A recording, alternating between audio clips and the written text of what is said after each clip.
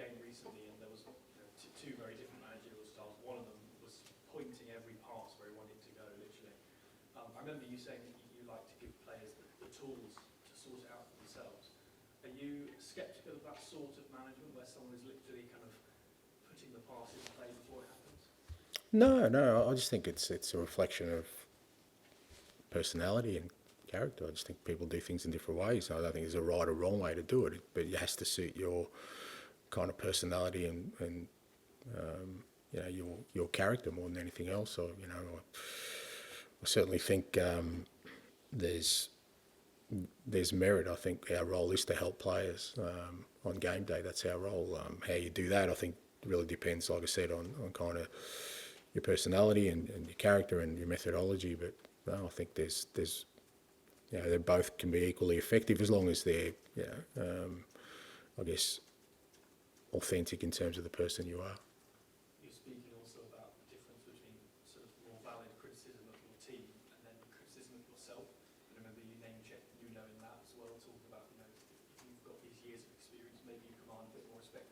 Were you slightly referring to his time here at Tottenham, and what did you mean by those comments? Did you think that he was maybe wasn't given the respect he deserved while he was there? No, I don't think it's about giving the respect. It's just that, like I said, there's a real easy way to kind of dismiss a person on the back of something not working out, because that's what it is. It obviously didn't work out from here, but like I said, he did a great job at Wolves, and it's almost like when he got appointed at Nottingham Forest, people were almost underwhelmed by it, and I couldn't see why, because he's got a strong CV and he's already proven himself at this level. So yeah, it's just I think like I said, sometimes we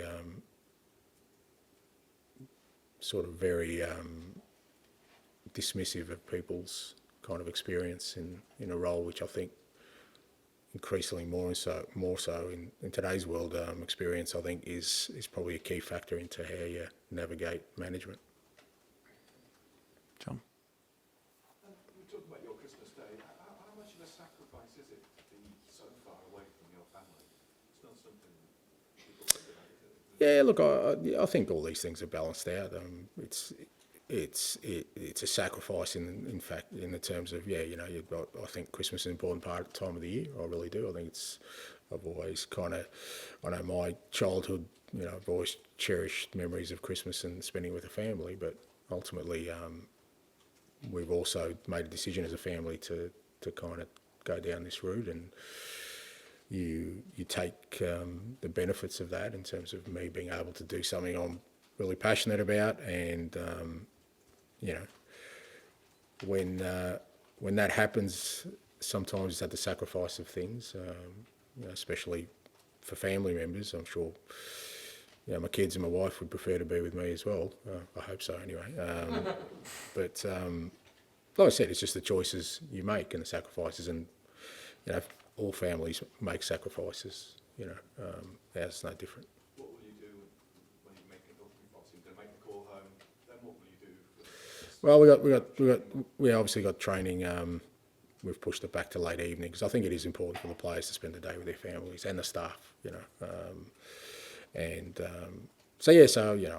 I'll have a quiet morning, mate. I'll speak to my family and then just get on with my day. I think with Ben Godfrey, there's a stopgap in January, is there? Sorry? No, we're starting naming players, are we? No. Let's wait till after Christmas for that. Okay. Thanks. We'll just see, mate. I'm kind of hoping that I've been really good this year because I've got a fair Christmas list for Santa, so we'll see what I get. You've been a naughty little boy, apparently. So. Well, that's true as well. Yeah. So that's fair enough too. Yeah, touche. I may not get anything, so we'll see. Matt? Actually, Nuno might be a good example of. I mean, he was here. He didn't last long. He was criticised. He was probably unpopular with supporters. You played completely opposite type of play. The football is very different, and you were also criticised. Will people criticise anything? Yeah, I think so. I think that's the case, Matt. And that's okay. That's like I said. I think we sometimes I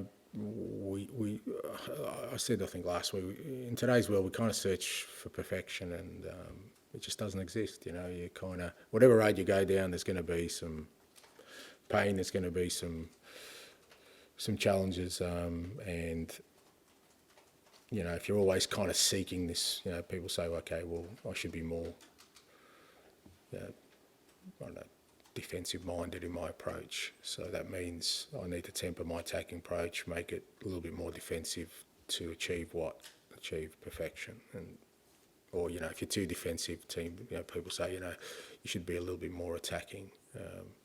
For what purpose? To be perfect? Well, none of that exists. So, you know, and I think there are some people who will always just look at it in black and white terms of just results, and you can't change that opinion. You know, if I'm winning, then I'm great, and my system's great, and my beliefs are great, philosophy's great. If I'm losing, everything's...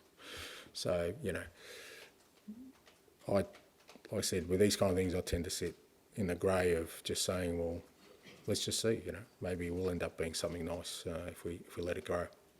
How do you view the table, the league, the competition at this point? Take Liverpool out, it's all very close and confused. Yeah.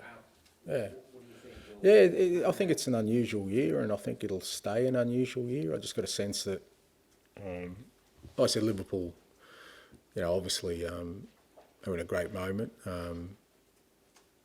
but everyone else, I think, is having challenges. Maybe Chelsea is still okay squad-wise. They're having challenges with, you know, with injuries, which means that in a very competitive league, it doesn't take much for kind of, you know, a team to get disrupted in terms of their form.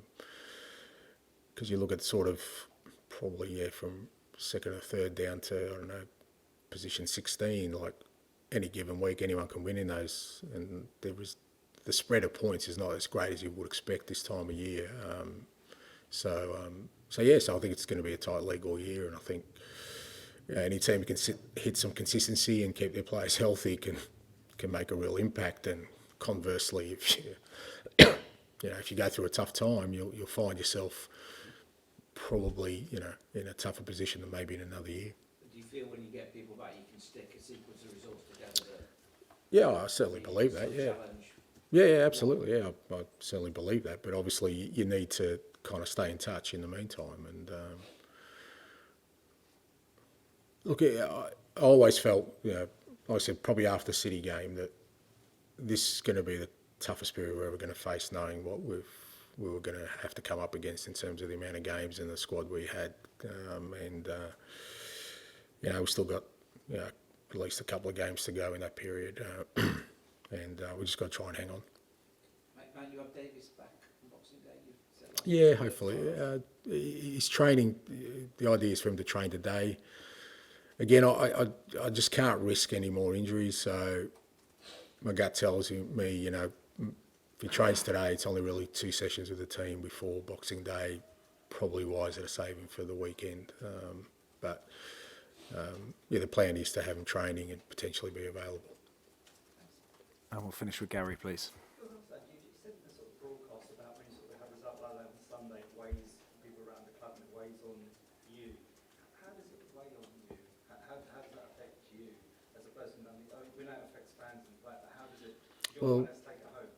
Well, because I'm responsible for it. You know, I'm the one that's kind of choosing the path we're on, and you know, it's difficult, and you know, I don't like seeing, like I said, our supporters, you know, having to experience a game like that, and I don't like the players, you know, giving everything and feeling the way they do, and all the staff, because everyone works hard, and they're all doing a great job, you know, but ultimately, a day like the weekend, everyone kind of leaves fairly, you know, deflated and disappointed and unfairly judged, in my opinion, and that's my responsibility. So, of course, it weighs on me. It weighs on me very heavily. But as I keep saying, my biggest responsibility is to try and change the course of this club and bring success to it. And as much as, you know, I take it pretty hard, I still feel like my role is to make sure that we stay the course. Obviously, January's a tricky window, like you said, and how realistic,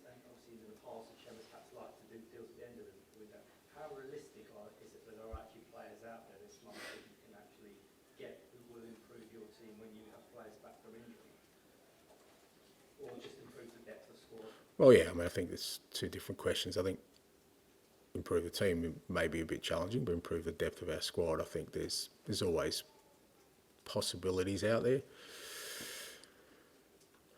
I think it's a bit more challenging this January because of the way European football's set up, because sometimes in January you would have find maybe a couple of clubs out of Champions League contention that were thinking, well, you know what, we're not in the Champions League, so maybe just release a couple from our roster, and so that doesn't exist now because all European competitions are kind of still in the balance. So that probably adds another layer of difficulty to it. But we'll endeavour, because I think there's definitely a need for us to reinforce. We'll just see how successful we are in that. Thank you. Okay, thank you, guys. Merry Christmas, everyone. Safe. No worries. All the very best going there. Thank you. Merry Christmas, mate. Thank you, bro. How are you?